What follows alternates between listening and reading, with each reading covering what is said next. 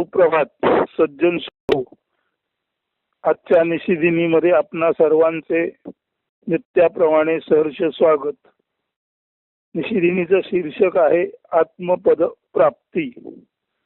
संस्कृत सुभाषित आहे, निरिच्छत्यैव निर्वाणम सेच्छत्यैव बंधनम यथाशक्ती जयेद्दिच्छाम किमेतावती दुष्करम. म्हणजे निरिच्छता हाची मोक्ष, तथा इच्छा पूर्ण असणे हेची बंधन. म्हणून यथाशक्ती इच्छा जिंकणे यात काय दुष्कर राही अथवा कठीण. एकदा का निरीच्छता हे निर्वाण मोक्ष आणि त्या उलट इच्छा पूर्ण जीवन हेच बंधन याचे ज्ञान झाले की यथाशक्ती यथामती इच्छांना जिंकून त्या कमी कमी करणे व अंततो गत्वा बंधमुक्त मोक्ष जीवन जगणे यात दुष्कर किंवा कर्म कठीण असे काही शिल्लक राहण्याचा प्रश्नच निर्माण होत नाही. दुःखाचे मूळ बंधनाचे कारण कळले की दुःख मूळ म्हणजेच बंधन कारण नष्ट करणे हे माणसाच्या मतिशक्तीचे म्हणजेच बुद्धी व शारीरिक मानसिक क्षमतेच्या कक्षेत येणारे आवाकात राहणारे असे तुलनेने सोपे सुलभ कार्य ठरू शकते. एकदा का निरीच्छता हे निर्वाण मोक्ष आणि त्या उलट इच्छा पूर्ण जीवन हेच बंधन याचे ज्ञान झाले की यथाशक्ती यथामती इच्छांना जिंकून त्या कमी कमी करणे व बंधमुक्त मोक्ष जीवन जगणे यात दुष्कर किंवा कर्म कठीण असे काही शिल्लक राहण्याचा प्रश्नच निर्माण होत नाही. दुःखाचे मूळ बंधनाचे कारण कळले की दुःख मूळ म्हणजेच बंधन कारण नष्ट करणे हे माणसाच्या मतिशक्तीचे म्हणजेच बुद्धी व शारीरिक मानसिक क्षमतेच्या कक्षेत येणारे आवाक्यात राहणारे असे तुलनेने सोपे सुलभ कार्य ठरू शकते. रोग निवारण करण्यापूर्वी अचूक रोग व निदान होणे महत्वाचे असते. त्याच प्रकारचे हे सर्वसाधारण बंध मोक्षाचे इच्छानिच्छाधारित कार्यकारण संबंधित नीट लक्षपूर्वक अभ्यासनाचे महत्वाचे असे जीवनाचे प्रकरण आहे. म्हणजे रोगाचं निवारण करण्यापूर्वी जसं रोगाचं कारण कळावं लागतं तसं बंधन रूपी दुःखाचं निवारण करण्यासाठी बंधन कशामुळे प्राप्त झालं हे त्या बंधनाचं कारण कळावं लागतं. एकदा रोग निदान झाले की रोग मुक्ती मिळते.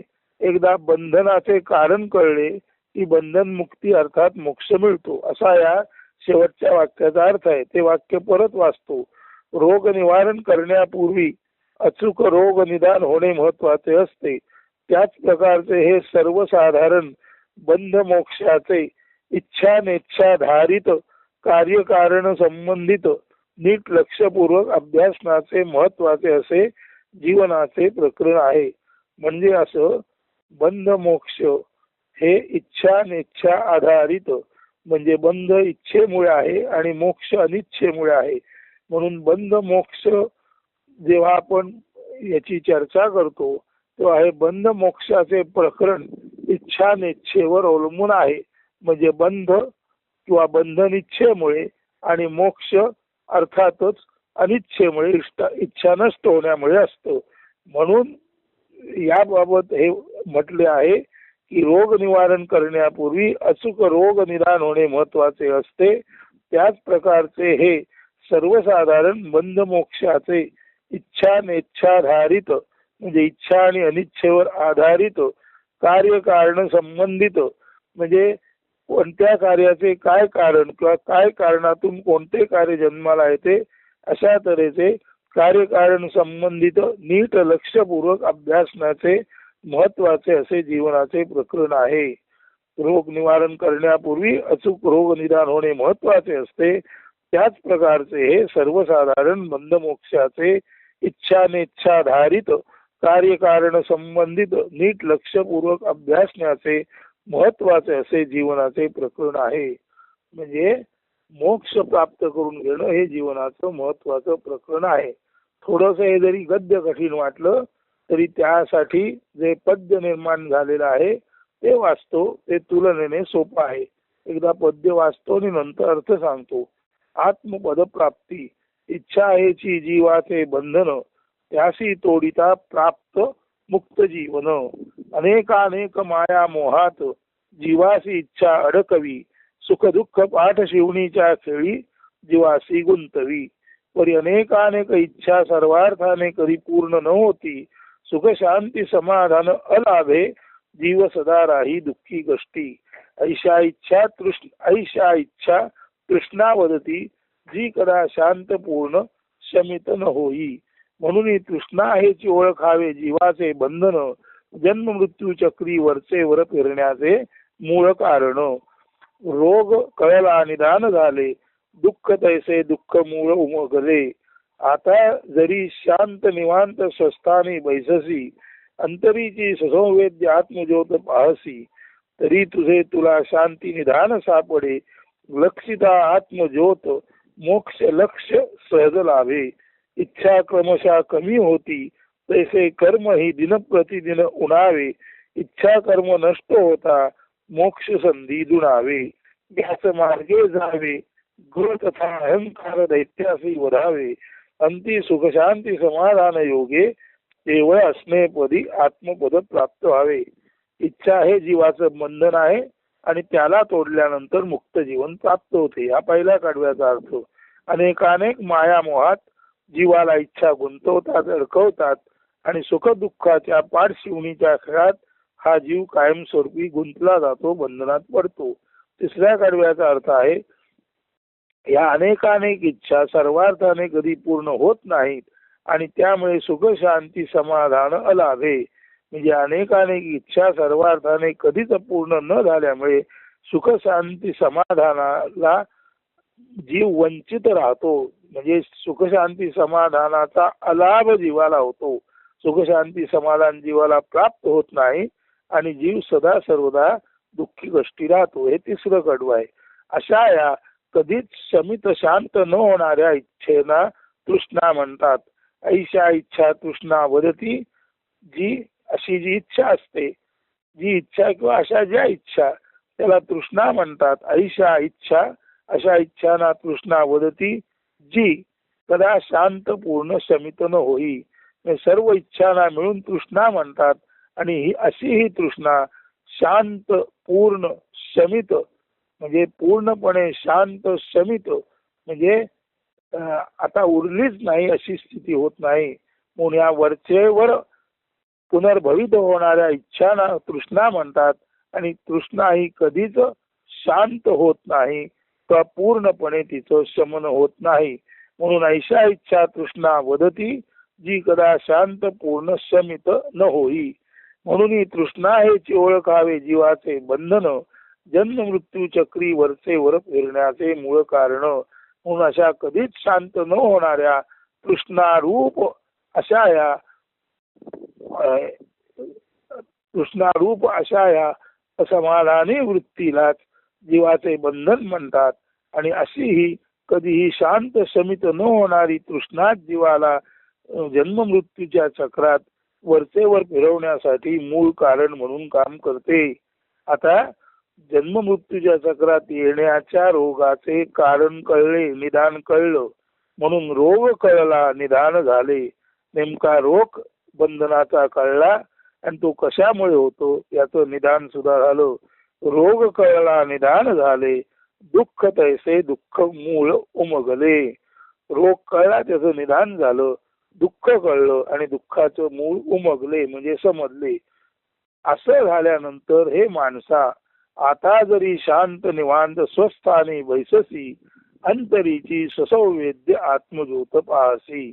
एवढं सर्व कळल्यानंतर अरे माणसा, जर तू जिथे आहेस तिथे शांत स्वस्थानी बैसलास आणि आपल्या हृदयामध्ये प्राणरूपे तेवत असलेली, प्राणरूपे प्रज्वलित असलेली प्राणज्योत नीट पाहू शकलास आणि ती प्राणज्योत जशी शांत निवांतपणे निरपेक्षपणे तुझ्या हृदयात तेवत आहे, तशाच त्या प्राणांच्या निरपेक्षतेला साक्षी राहून तुझे मन सुद्धा त्या प्राणज्योतीवर निरपेक्ष पद्धतीने तू जर केंद्रित केलेस तर ती प्राणज्योत हीच तुझी ज्ञान ज्योत म्हणजे तुझे तुला ज्ञान करून देणारी ससंवेद्य आत्मज्योत आहे याचे तुला ज्ञान होईल.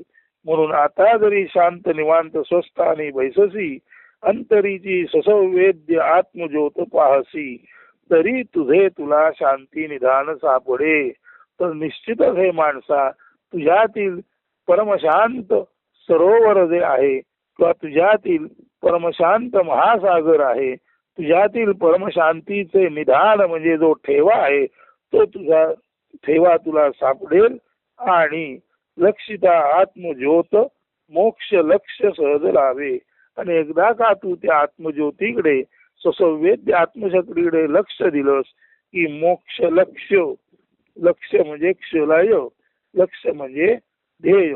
एकदा का तू तुझ्या हृदयात तेजाळणाऱ्या आत्मज्योतीकडे ससंवेद्य आत्मरूपाकडे लक्ष दिलंस की लक्षिता आत्मज्योत मोक्ष लक्ष सहज लावे. त्या आत्मज्योतीकडे पाहता पाहता तुला मोक्षाचे ध्येय किंवा मोक्ष सहजासहजी गाठता येईल. आता काय होणार, हळूहळू या कारणाने इच्छा कमी कमी होतात आणि इच्छा कमी झाल्या की कर्म सुद्धा कमी होतं. इच्छा क्रमशः कमी होती तैसे कर्मही दिनप्रतिदिन उडावे.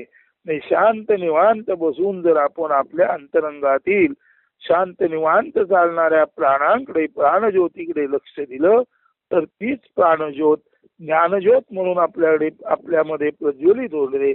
आणि आपणाला असं ज्ञान मिळतं की जर आपण आत्मज्योतीकडे नीट लक्ष दिलं तर इच्छा क्रमशः कमी होती तैसे कर्मही दिनप्रतिदिन उडावे. हळूहळू इच्छा कमी होतात आणि इच्छा कमी झाल्या त्या योगे कर्म सुद्धा हळूहळू कमी कमी होत जाते. इच्छा कर्म नष्ट होता मोक्ष संधी दुणावे. आणि क्रमशः कमी होणाऱ्या इच्छा पूर्ण नष्ट झाल्या की क्रमशः कमी होणाऱ्या इच्छांबरोबर क्रमशः कमी होणारे कर्मही जस जसं इच्छा नष्ट होते तस तसं कर्म नष्ट होतं. इच्छा पूर्ण नष्ट झाल्या की माणसाचं कर्म सहजासहजी थांबतं. आणि मग माणसाला आता मज जगी उणे काय राही आवडीने भोगी आत्मरूप. मग माणसाला जगात उणे काहीच राहत नाही, त्याला इच्छाच नसते, त्याला कर्माचं बंधनच नसतं. अशा वेळेला केवळ आणि केवळ आपल्या आत्मरूपाकडे तो लक्ष देऊ शकतो. इच्छा क्रमशः कमी होती तैसे कर्म ही दिन प्रतिदिन उणावे. इच्छा कर्म नष्ट होता मोक्ष संधी दुरावे. इच्छा कमी होता होता कर्म ही दिवसेंदिवस उणावे म्हणजे कमी कमी होत जाते.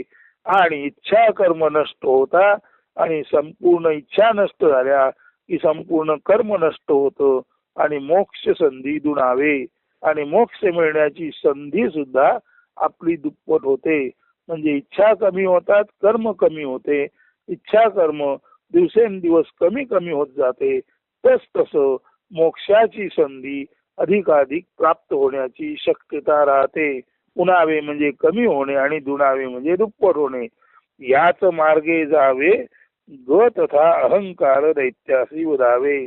पण तू या मार्गाने जाताना आपला ग म्हणजे अहंकार मी माझे पण रूपी राक्षस त्याचा वध करावा.